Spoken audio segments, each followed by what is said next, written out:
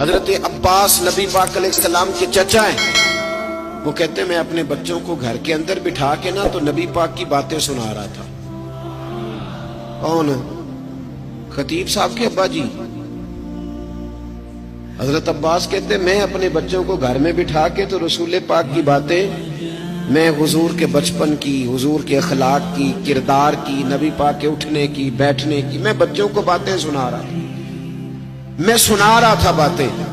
فرماتے مجھے کیا خبر تھی کہ دروازے پہ کھڑے ہو کے میرے نبی پاک بھی میری باتیں سن رہے ہیں. حضور گزر رہے تھے گلی سے تو محبوب نے دیکھا کہ وہ باتیں کر رہے ہیں نبی پاک کی، بچوں کو بٹھا کے. والد، آپ یقین کریں، اماں جو چاہتی ہے بچوں سے کرا لیتی ہے. اماں جو چاہتی ہے بچوں سے. ایک جملہ میں نے بعد میں کہنا تھا، پہلے کہہ دیتا ہوں. اماں اگر چاہے تو بچے باپ کے فرما بردار ہوتے ہیں، اور اگر اماں چاہے تو بچے باپ کے. صحیح کہہ رہا ہوں؟ تو اگر اماں کے کہنے پر بچے ابا جی سے جھگڑا کر لیتے ہیں یا ابا جی کے قدم چوم لیتے ہیں تو اماں کے کہنے پر بچے درود و سلام نہیں پڑھیں گے. وہ صحابہ کے یا اہل بیت کے یا محبوب علیہ السلام کی شان میں کمی کرنے والے بے ادب سے بچیں گے نہیں؟ کیوں نہیں یہ چیزیں ہم سکھاتے؟ حضرت عباس رضی اللہ تعالیٰ عنہ کہتے ہیں بچوں کو گھر میں بٹھا کے نبی پاک کی عظمتیں سنا رہا تھا. حضور گلی سے گزر رہے تھے تو محبوب بھی کھڑے ہو گئے. حضور سننے لگے. فرماتے میرے نصیب دیکھو، پتہ نہیں کب سے حضور سن رہے تھے. جب باتیں مکمل ہو گئی نا، جب اس دن کا وہ سبق، اس دن کی وہ محفل تکمیل کو پہنچی تو محبوب نے دستک دی. کہتے ہیں حضور نے دستک دی، میں نے دروازہ کھولا تو حیران ہی رہ گیا، اللہ کی ساری رحمتیں میرے دروازے پر کھڑی تھی. فرماتے ہیں رشک کرنے لگا میں اپنے مقدر پر. محبوب اندر تشریف لائے، بیٹھ گئے تو محبوب نے سن بھی لیا، پھر بھی پوچھا چچا کیا کر رہے تھے؟ پوچھ لیا لیکن تصدیق کے لیے پوچھا کیا کر رہے تھے؟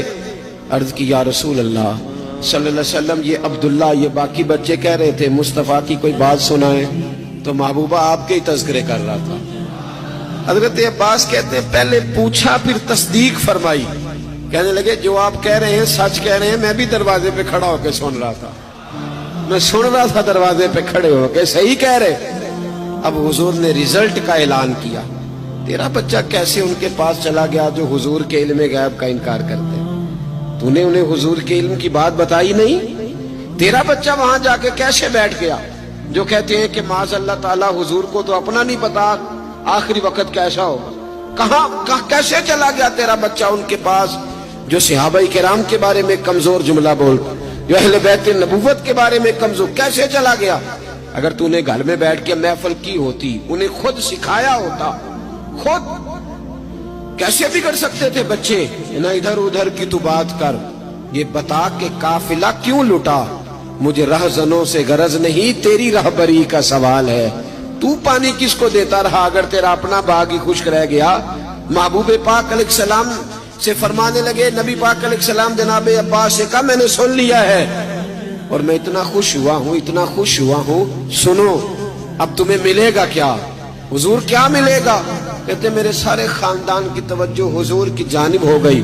تو محبوب نے فرمایا حلت لکم شفاعتی، فرمایا تم نے یہ کام کر کے نا اپنے بچوں کو میری عظمت سکھا کے، اپنے بچوں کو میرے گیت سنا کے، فرمایا تم نے اپنے اور اپنے خاندان کے حق میں میری سفارش کو حلال کر لیا ہے. فرمایا اب صبح قیامت میں تم سب کی سفارش کرا کے تمہیں جنت میں ساتھ لے کے جاؤں گا. بچوں کو رات کو بٹھایا کریں. یہ ہمارے بچوں کے عقیدے کیوں خراب ہوتے ہیں؟ بد مذہبوں کے ہتھے کیوں چڑھتے ہیں؟ توجہ ہے میری بات پر؟ بچوں کے عقائد اس وقت خراب ہوتے ہیں جب ہم انہیں عقیدہ سکھاتے ہی نہیں.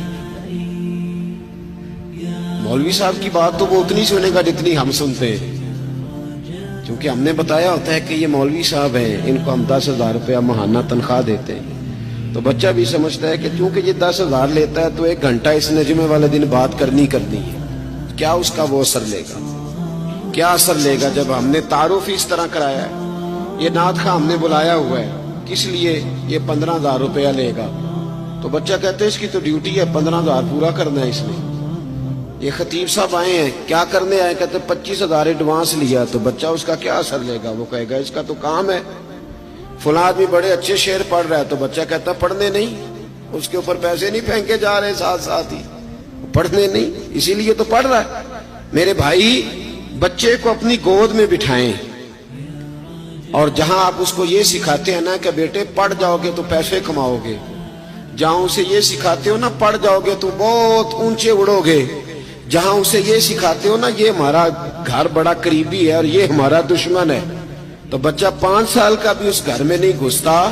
اپنی ذات کے بارے میں بچے کو سارا کچھ سکھاتے ہو، پہلا کام اسے یہ کرو کہ اسے میرے نبی کی محبت سکھاؤ، اسے رسول اللہ کا پیار سکھاؤ، اسے رات کو جب یہاں لٹاتے ہو نا، یہاں کندھے پہ، اسے کہتے ہو میں نے تیرے لیے بڑی محنت کی، میں بڑی کوشش کرتا رہا، میں تیرے لیے بڑی دور تک سفر کر کے آیا، اسے کہا کرو بیٹے میں نے کچھ بھی نہیں کیا، تیرے لیے جو کچھ بھی کیا ہے تیرے رسول نے کیا ہے، تیرے محبوب نے تیری آخرت کے لیے بڑا کچھ کیا۔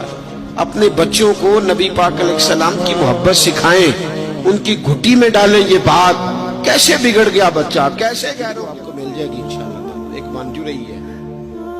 ہمارے ملک میں اور کچھ بنا نہیں بنا، ہم سارے کیمرہ مین تو بانی گئے ہیں۔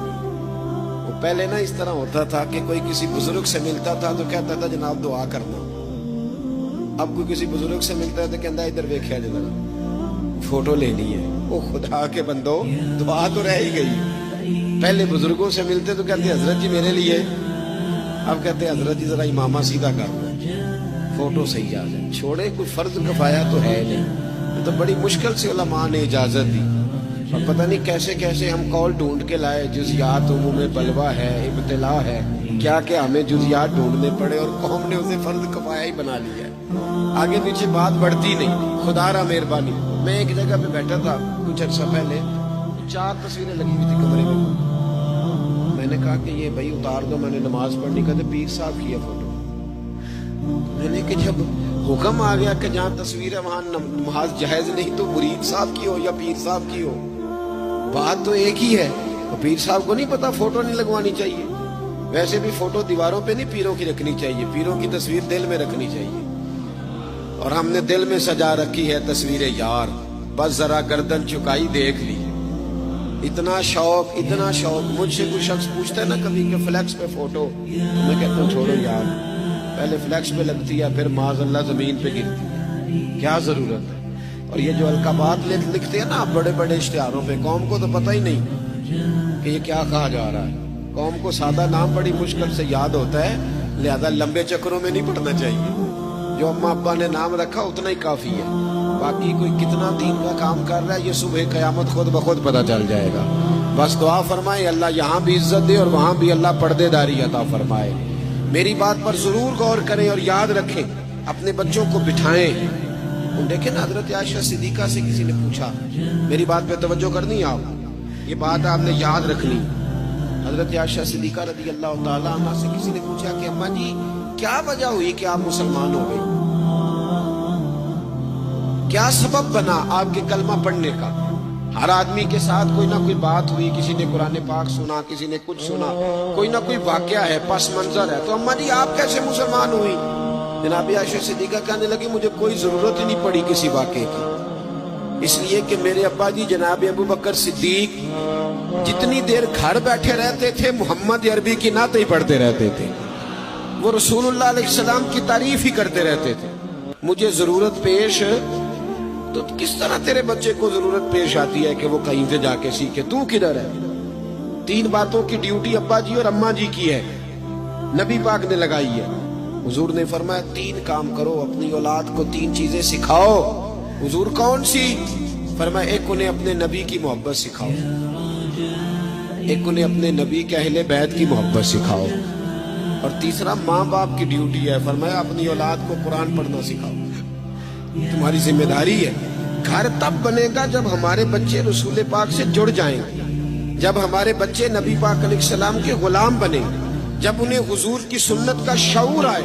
ہماری اماں تو تھینک یو سکھانا فخر سمجھتی ہے، بیٹے تھینک یو بولو۔ او بی بی یہ ٹھیک ہے، یہ جب سکول جائے گا تو بولے گا، ہم دقیانوس نہیں ہیں، ہم قائل ہیں جدید تعلیم کے، لیکن تھینک یو کا ثواب کوئی نہیں۔ ثواب جزاک اللہ خیرہ کا ہے، اس کا اجر ہے، جزاک اللہ اس کا اجر ہے۔ یہ حدیث بخاری میں موجود ہے۔ نبی پاک علیہ السلام نے فرمایا جس نے اپنے محسن کو جزاک اللہ خیرہ کہا اس نے اس کا پورا شکریہ ادا کر دیا۔ تو یہ جملے تو نے کیوں نہیں سکھائے؟ یہ تیرے بچے کی زبان پہ کیوں نہیں آیا؟ ان فکروں کو تو نے کیوں اپنے گھر میں رائج نہیں کیا؟ بچوں کو دین سکھائیں، نبی پاک کی غلامی سکھائیں، انہیں رسول پاک علیہ السلام کی بارگاہ میں حاضر ہونا سکھائیں۔